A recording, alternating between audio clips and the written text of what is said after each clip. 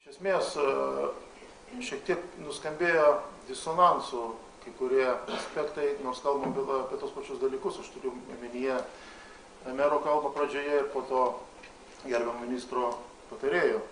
Jeigu meras aiškiai akcentavo, kad vis tik tais reforma Klaipėdos kontekste bent jau galima įvardinti stringa švelniai, tai ministro patarėjas kaip tik labiau matė tokį optimistinį vaizdą, kad didžiąją dalimi Lietuvos masteliu žiūrint reformą kaip eina lygiai į priekį, bet Klaipėdoje yra tam tikrų nesklandumų.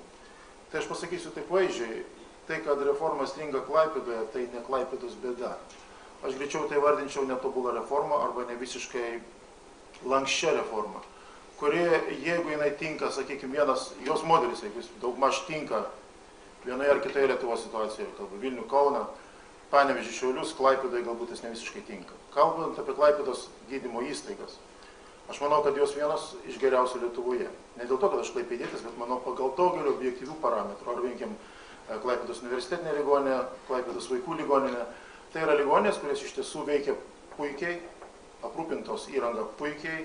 Ir aš suprantu, kad negali reforma nepaliesti, negali Klaipėda likti, sakykime, visiškai izoliuota nuo tos reformos. Tačiau aš manau, tol, kol nebus suprasta, sutinku su ministro patarėjo pozicija, kad kol nebus suprasta abipusio logiško, matoto kompromiso kelias nebus surastas, aš manau, reforma Klaipėdai ko gero bus pasmerkta fiasko.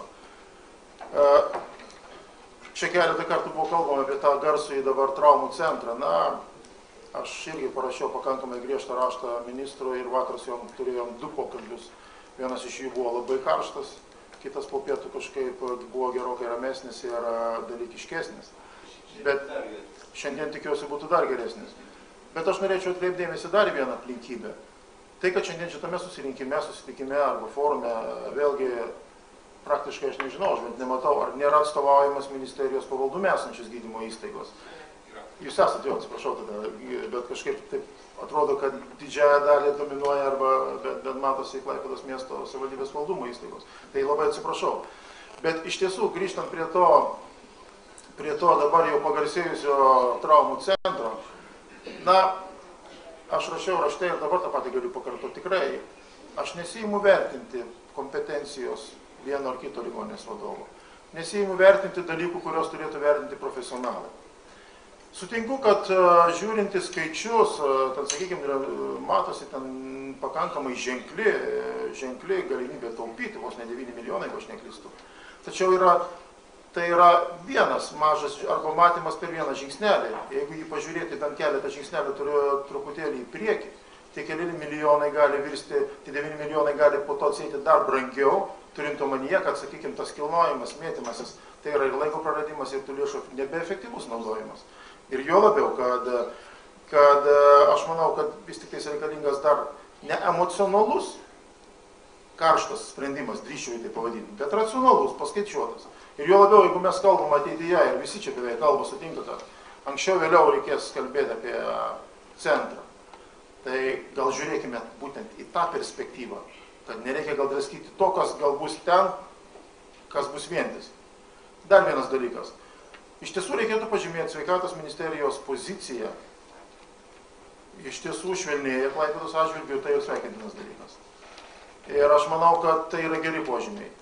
Lygiai taip pat aš žinau, kad ministro patarėjas šiandien turbūt tikrai neturi įgaliojimų pateikti kokius genialius sprendimus ar saliamoniškus kažkokias išeitis, kurios išspręstų ir padarytų visus laimingais, ko mes visi norėtumėm. Tačiau aš vėlgi norėčiau aišku pasakyti signalą ir ko gero, nežinau, kelintą kartą pakartoti, kad ir jūs pats paminėjot, Klaipėdoje situacija yra specifinė. Į ją reikia atsižvelgti. Lygiai taip pat, kaip ir, sakykime, viena iš gydymo įstaigų, paimkim Klaipėdos vaikų ligoninę, jinai irgi daugam kelia galvos skausmo ministerijai.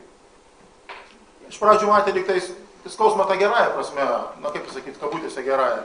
Ar jungti ten, ar sukti ten, ar prijungti dar kažkur kitur. Nors eilę kartų buvo išsakyta pozicija pateikta, kad aplinkui esančiose valstybėse niekas nesibaimina turėti vaikų ligoninę, 1, 2, net kelias savo šalyje, kaip atskiras gydymo įstaigas teikiančias būtent paslaugas vaikams ir jaunimui. Ministerija visą laiką turi pirštų į Vilnių, į Kauną, kad va ten žiūrėkit, integravosi, viskas yra tvarkoje.